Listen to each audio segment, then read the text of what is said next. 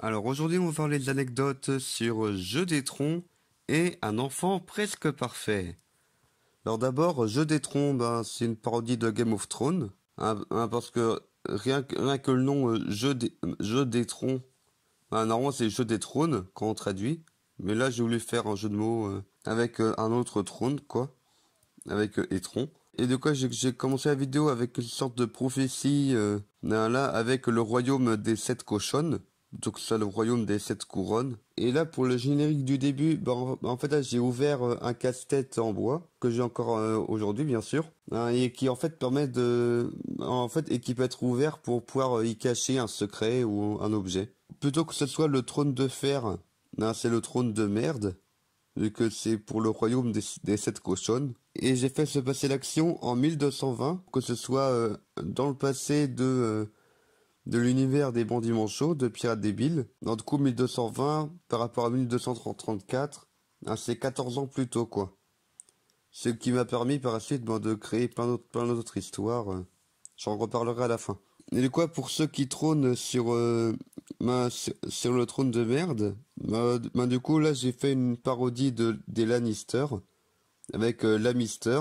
Donc là pour faire un personnage où on sait pas trop si c'est un homme, une femme ou les deux.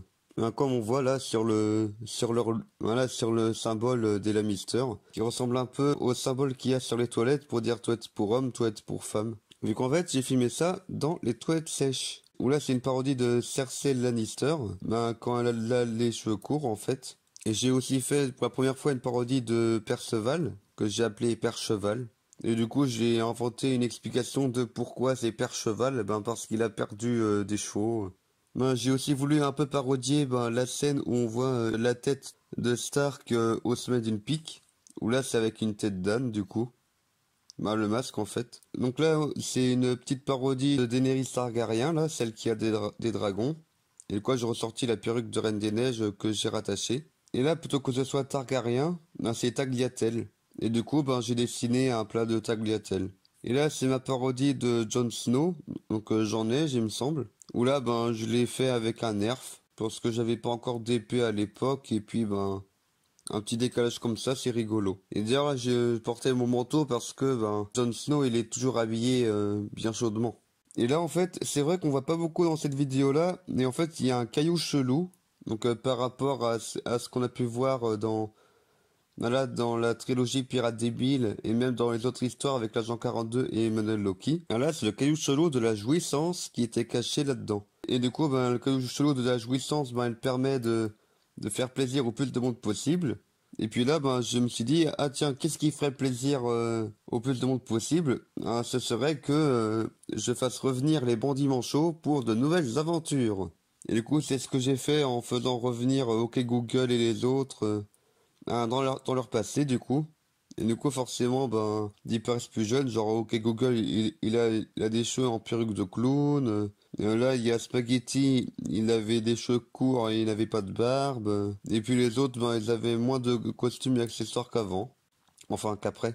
Et du coup pour faire ce gros crossover, j'ai joué au piano l'air qu'on entend dans la série Loki lorsque Loki il rencontre ses variants en fait. Et que du coup ça annonçait quelque chose de gros avec une grosse équipe. Alors maintenant, ma parodie de Un repas presque parfait qui est Un enfant presque parfait. Avec un doublage très jovial pour faire un peu une parodie. Bonjour, bienvenue.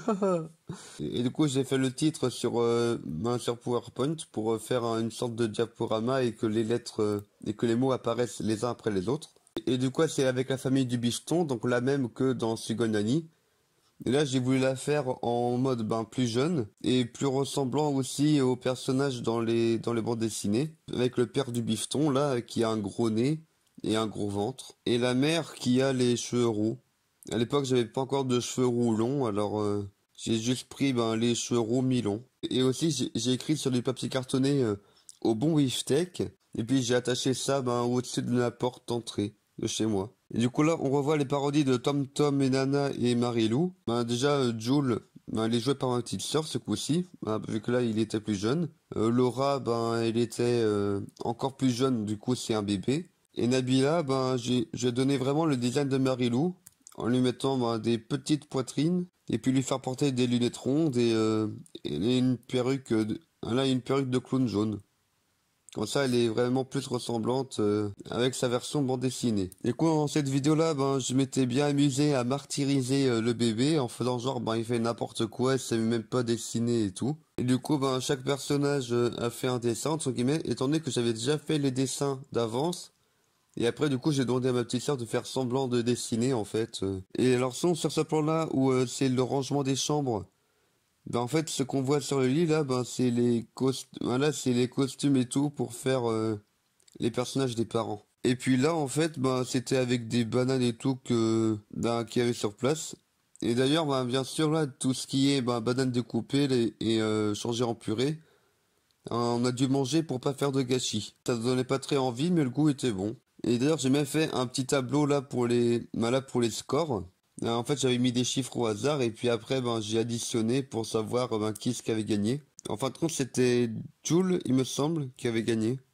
Je suis plus très sûr. Parce que Jules, joué par ma petite sœur, est très bon au piano. Parce que ma petite sœur, c'est une pianiste en herbe. Et j'ai aussi voulu faire une fin un peu what the fuck, là, en mode, il y a une explosion qui arrive petit à petit, là. Parce que le sel est une matière inflammable. Du coup, grosse explosion et générique de fin, lol. Et c'est le premier coup où il y a un conseil de Kikilan. Pour nous dire de ne pas balancer nos mécos de cigarettes n'importe où. Et voilà, c'est tout pour cette vidéo d'anecdotes.